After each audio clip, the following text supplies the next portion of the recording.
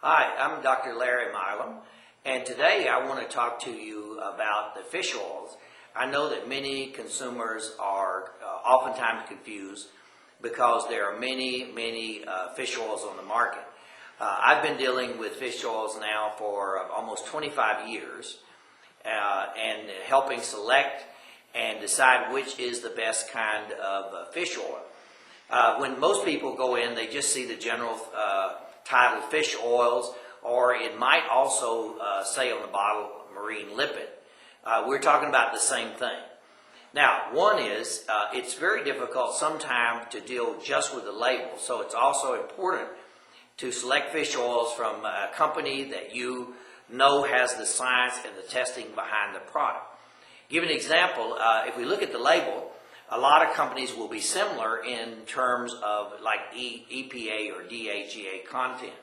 And that's one aspect that we're certainly looking for because that's what's made the fish oils famous. These are the long-chain fatty acids that give us the benefits that we know today for the brain and for the cardiovascular system from fish oil.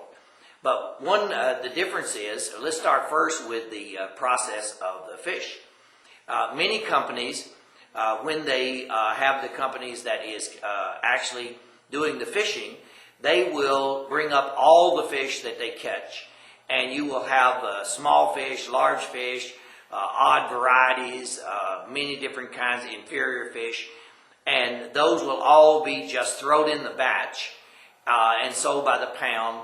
And so when they get to the pressing, they'll be pressing this entire group of fish.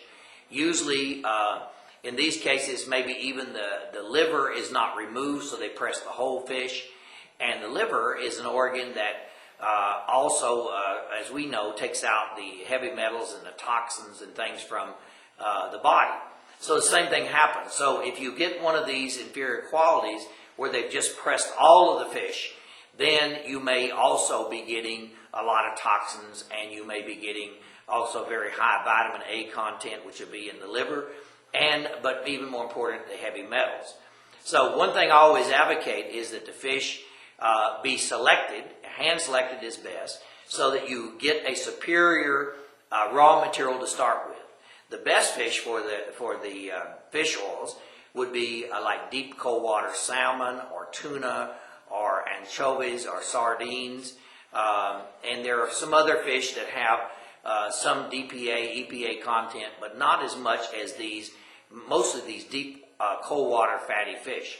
So we want to begin with good fish. Second is then we want to remove all of the extra parts so that we're just pressing only the flesh of the fish.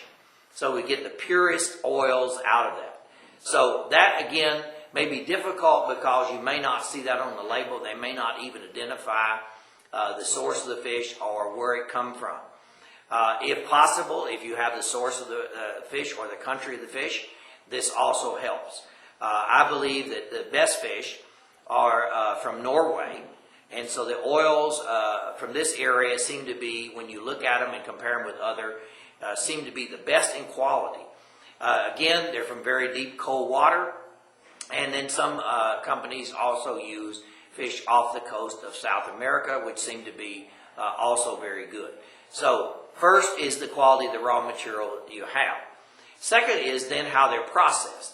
The older processes, you just press the oil, and this oil was then encapsulated and put into a product. It's important that you have some vitamin E content. It can be small, but vitamin E is the natural antioxidant. They may also use other natural antioxidants like the rosemary extract or some different of the vitamin E tocopherols. So you need something in there, even though it's encased away from oxygen, to protect the integrity of the fish oil itself from oxidation. So also important is that all this process be done very, very fast. After the fish are brought into the factory, all this process be done encapsulated fast. Another process a newer process is molecular distillation. Many people today, and I think all of us, are concerned about heavy metals and toxins and residues and pesticides and all the stuff that can be even in the water because of the shipping and different things depending on the shipping routes where the fish are actually caught. So it's very, very important, I think, and the best technique is the molecular distillation.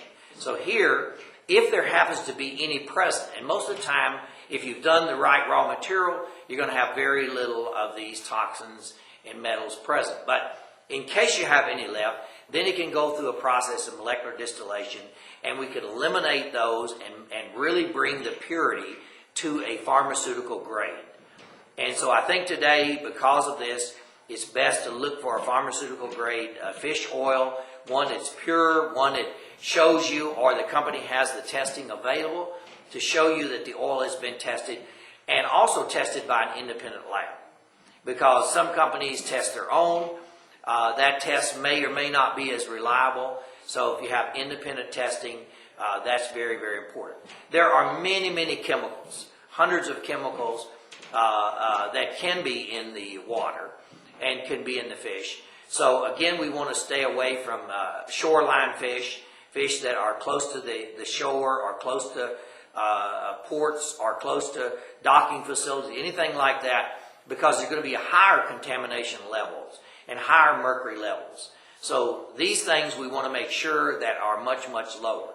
So then, after you've done molecular distillation at a low temperature, you want to make sure then again that you add the antioxidants in there, and then the fish oil is put into either in a liquid.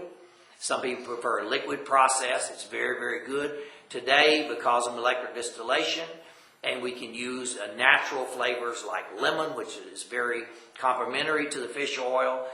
There's no reason that you cannot use, and everybody can use fish oil directly in the liquid form. Also, now we have available a new technology which has recently come about, and this is a way to encapsulate and making the fish oil scentless. It's called a scentless technology, scentless soft gel. And with this, we provide it like an enteric coating. It is put on the inside, a clear enteric coating, so you cannot see it in the fish oil capsule, because people want to be able to look at the capsule and see the clarity of the oil.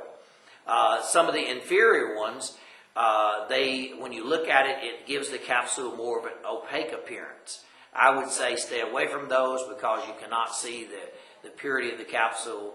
That's a much usually inferior process.